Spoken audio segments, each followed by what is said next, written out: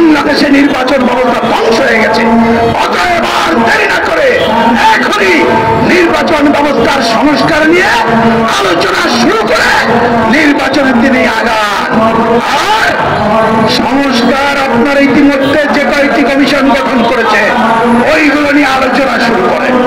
ওনারা অবশ্য জানালেন আলোচনা করবেন, কাদের সাথে করবেন আমরা জানি না, আকাশ জানে, আল্লাহ তাআলা জানে, আমরা জানি না।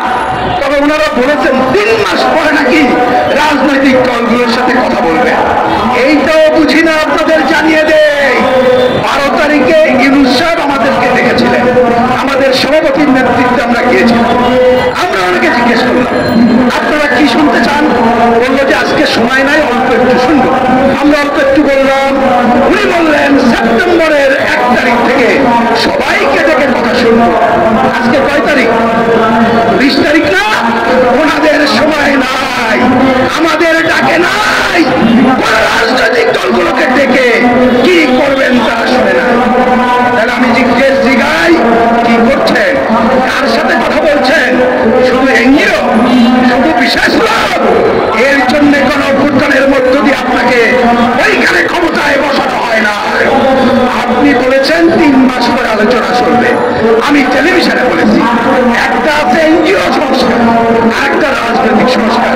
এনজিওরা কেমন সংস্কার করেন অনেকে জানেন, আমাদেরকে দাওয়াত দেয়, একটা বড় হোটেলে আসবা, গেলাম 10টায়, চা খাওয়াবে, কফি খাওয়াবে, তারপরে আলোচনা 2 ঘন্টা, তারপরে একটা ওনারা পড়ে শোনাবেন, ইয়া করিব, দুপুরে খেয়ে চলে যান। আমরা বলেছি এইটা রাজনৈতিক সংস্কার হয় না। অতএব আর দেরি না করে এইসব সংস্কার কাজে রাজনৈতিক দলগুলো অংশগ্রহণ নিশ্চিত করে। মনে রাখবেন 6টি কাজ করতে চেয়েছেন, 5টি কাজ আলাদা করেন আর 1টি কাজ আলাদা করেন। এই 5টি সংস্কার আলোচনা রাজনৈতিক দলকে নিয়ে একটা রিকমেন্ডেশন তৈরি করেন এবং যদি পারেন কাজের সূচনা করেন আগামী নির্বাচিত সরকারের। উপস্থিত প্রিয় বোনেরা এবং ভাইয়েরা, আপনারা শুনেছেন ইতিমধ্যে আমাদের সহকারী সাধারণ সম্পাদক সংগ্রামী জননেতা কমরেড মিহির ঘোষ জানিয়েছেন আমরা এখানে সংক্ষিপ্ত সমাবেশ করে ঢাকার রাজপথে মিছিল অনুষ্ঠিত করব। এই মিছিলের মধ্য দিয়েই আমরা ঢাকা সহ দেশবাসীর কাছে আমাদের কথা তুলে ধরব। সেই বিবেচনায় আমি এই সমাবেশে সংক্ষিপ্ত কয়েকটা কথা বলতে চাই। প্রিয় ভাই ও বোনেরা, নিশ্চয়ই আপনারা লক্ষ্য করেছেন গত 5ই আগস্ট এদেশে একটি ছাত্র শ্রমিক জনতার গণঅভ্যুত্থান সংগঠিত হয়েছে। এই গণঅভ্যুত্থান একদিনে হয়নি। শেখ হাসিনার দীর্ঘ স্বৈর শাসনের বিরুদ্ধে এদেশে বাংলাদেশের কমিউনিস্ট পার্টি, বাম গণতান্ত্রিক শক্তি সহ বিভিন্ন শ্রেণী-পেশার মানুষ দীর্ঘদিন ধরে লড়াই করছিল। সেই লড়াইয়ের এক পর্যায়ে এসে পরিস্থিতি এমন হলো সরকার দেশ থেকে পালাতে বাধ্য। তাহলে দাঁড়ানো হচ্ছে এইটাই, এই গণঅভ্যুত্থান দীর্ঘদিনের সংগ্রামের ফসল। এই গণঅভ্যুত্থানে জনগণের আকাঙ্ক্ষা কি ছিল? আমরা বিভিন্ন অঞ্চলে যখন যাই, গতকাল আমি একটা উপজেলায় ছিলাম, যখন ফিরে আসছি বাসের জন্য অপেক্ষা করছি, পরিচিত একজন এসে সালাম দিলেন, সাথে 2-1 কথা বলার চেষ্টা করলেন। একজন সাধারণ মানুষ, ভ্যান চালক। আমি তাকে জিজ্ঞেস করলাম, তিনি এসে কথা বলতে চাইলেন যে এই যে ঘটনাটা ঘটলো আপনি কি করেছেন ভাই? তা বলে স্যার অনেকদিন ধরে মিছিল করছিলাম, এইবার ছাত্ররা এবং আপনারা মিলে পতন ঘটিয়েছে, মাশাআল্লাহ ভালো আছি। আমি বললাম তাহলে ভালো খবর, এইবার আপনি কি চান? তা বললো ভালো আছে যে বললাম, মনটা একটু খারাপ আছে। কারণ খারাপ কেন? চালের দাম তো কমলো না। মনটা খারাপ কেন? বলো যে এখনো অনেক জায়গায় ওই যে শুনলাম ঢাকা বিশ্ববিদ্যালয়ে নাকি একজন ছাত্রকে পিটায় মেরে ফেলছে। তাই বললাম মন আর খারাপ কেন? মানুষের টাকা পয়সা বোধহয় হাতে বেশি নাই, আগের মতো বেশি দেখি চলাফেরা করতেছে না, আমার একটু টাইট যাচ্ছে। আমি বললাম বুঝলাম না, টাইট মানে কি? না আগের মতো ওই রকমের কেনা বেচা করতে পারছি না। আমি শাসকদের বলতে চাই, গণঅভ্যুত্থানের মধ্য দিয়ে যারা সরকার গঠন করেছে, আমরা প্রথম দিন বলেছিলাম রাজনৈতিক দলগুলোর সাথে কথা বলে আপনারা সরকার গঠন করেন। তারা আমাদের কথা কানে নেন নাই, আমাদের সাথেও কথা বলেন নাই। তারপর আমরা পরিষ্কার ভাষায় বলেছি আপনাদের প্রতি আমাদের সমর্থন আছে, কারণ আপনারা গণঅভ্যুত্থানের মধ্য দিয়ে গঠিত সরকার। এবার আপনাদেরকে বলি, কান পেতে জনগণের কথা শোনেন। 40 দিন 45 দিন তো পার হইল, এখনো মধুচন্দ্রিমা কাটে নাই। বন্যা হলো, আমরা বন্যার ত্রাণে গিয়েছিলাম। আমাদের ছাত্র যুব বন্ধুরা রেড ভলেন্টিয়ার করে তারা কলা পানিতে সাপ দিয়ে জনগণের কাছে তারা ত্রাণ দিয়েছে, আমরাও গিয়েছিলাম। আমি ত্রাণ এলাকায় মানুষকে জিজ্ঞেস করলাম, ভাই ত্রাণের খবর কি? বলে যে না, ত্রাণ মাশাআল্লাহ কম আসে নাই, কিন্তু দুর্গম এলাকায় পৌঁছানো যাচ্ছে না।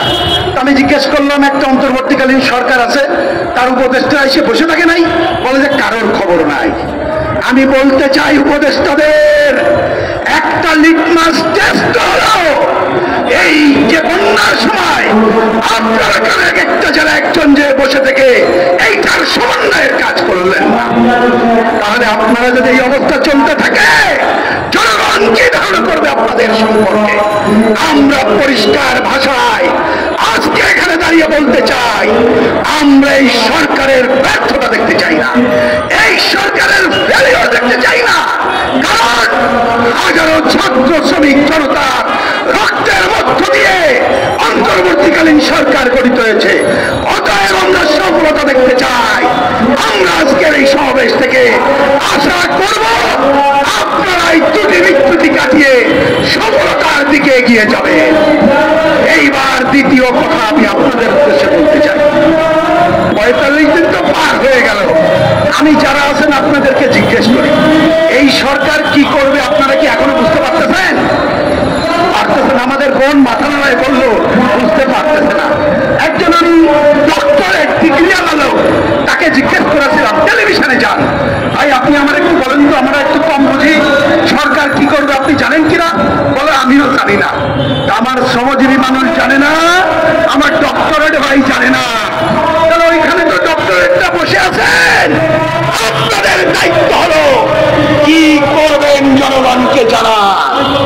বনে জনসভা থেকে বলতে চাই, মনে রাখবেন আপনারা রেগুলেশনই সরকার না, অনেকটা বিপ্লবী সরকার হয়। আমরা যেটা বিপ্লব করতে চাই, আমরা যদি ক্ষমতা দখল করতাম জনগণ কিন্তু জানতো আমরা ক্ষমতায় যে সমাজতন্ত্র কায়েম করতে চাই, তার জন্য যা যা করে করবো। তোমরাও তো বিপ্লবী সরকার না, মনে রাখবে। আর আপনারা যেমন রেভলিউশনারি সরকার না, রেগুলার সরকার না। রেগুলার সরকার মানে কি? নির্বাচিত হয়েছেন 5 বছর চালাইবেন, আপনারা তো সেইটাও না ভাই। তাহলে আপনারা অন্তর্বর্তীকালীন সরকার, তবে অন্য সময়ের থেকে আপনাদের দায়িত্ব আর একটা বেশি। সেটা কি? আগের অন্তর্বর্তীকালীন সরকার একটা নির্বাচন করে বিদায় হতো, কিন্তু এইবার গণঅভ্যুত্থানের আকাঙ্ক্ষা হলো আরেকটু বেশি। সেইটা কি?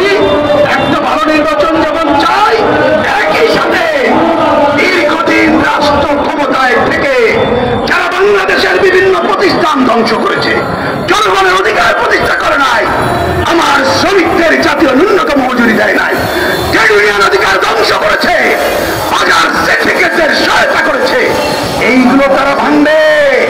বিচার বিভাগের স্বাধীনতা নিশ্চিত করবে, সংবাদপত্রের মুখ যে চেপে দেওয়া হয়েছে ওইটা করবে না।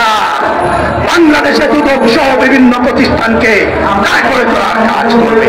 এই জন্য আমরা বলেছি আপনারা 2 ধরনের দায়িত্ব পালন করেন। 1 নম্বর, নির্বাচিত সরকারের হাতে ক্ষমতা দেওয়ার জন্য বাংলাদেশে নির্বাচন ব্যবস্থা ধ্বংস হয়ে গেছে। অতএব আর দেরি না করে এখনই নির্বাচন ব্যবস্থার সংস্কার নিয়ে আলোচনা শুরু করে নির্বাচনের দিনে আগান। আর সংস্কার আপনার ইতিমধ্যে যে কয়েকটি কমিশন গঠন করেছে ওইগুলো নিয়ে আলোচনা শুরু করেন। ওনারা অবশ্য জানালেন আলোচনা করবেন, কাদের সাথে করবেন আমরা জানি না, আকাশ জানে। আল্লাহ তাআলা জানে, আমরা জানি না। তবে ওনারা বলেছেন 3 মাস পরে নাকি রাজনৈতিক দলগুলোর সাথে কথা বলবে।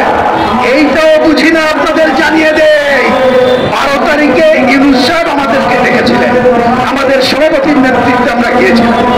আমরা অনেকে জিজ্ঞেস করলাম আপনারা কি শুনতে চান, বললো যে আজকে সময় নাই, অল্প একটু শুনবো। আমরা অল্প একটু বললাম, উনি বললেন সেপ্টেম্বরের 1 তারিখ থেকে সবাইকে ডেকে কথা শুনবো। আজকে কয় তারিখ?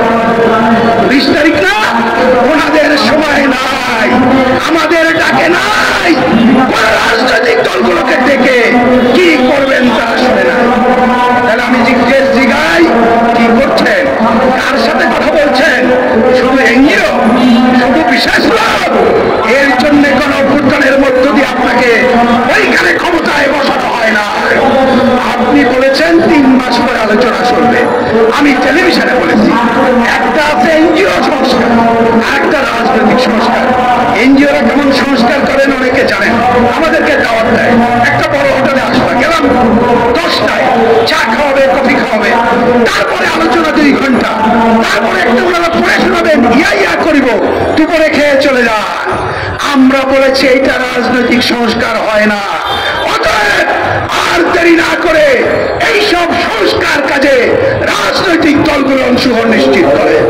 মনে রাখবেন, 6টি কাজ করতে চেয়েছেন, 5টি কাজ আলাদা করেন আর 1টি কাজ আলাদা করেন। এই 5টি সংস্কার আলোচনা রাজনৈতিক দলকে নিয়ে একটা রিকমেন্ডেশন তৈরি করেন এবং যদি পারেন কাজের সূচনা করেন। আগামী নির্বাচিত সরকারের জন্য ওই দায়িত্ব রেখে যান।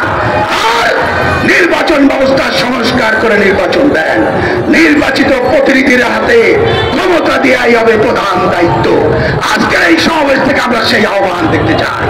বন্ধুগণ, এই সরকারকে নিয়ে খুব বেশি কথা বলতে চাই না। যখন আমরা এখানে বসছি, দাঁড়িয়ে কথা বলছি, মিছিল করব বলছি, পাহাড় অশান্ত। আমাদের কদিন পরে পূজা পার্বণ, এখন আশঙ্কায় তারা বেঁধে আছে কিভাবে তারা চলবে। অনেক জায়গায় হামলা এখনো বন্ধ হয় না। আজকে আমাদের এক ভাই আমাদের কাছে আসলেন, তিনি শহীদ হয়েছেন, তার সার্টিফিকেট পান নাই। আমরা সার্টিফিকেটের জন্য টেন্ডার বার করছি। এই ভাই এখানে আছেন, আমি ইচ্ছা করে নাম বলছি না।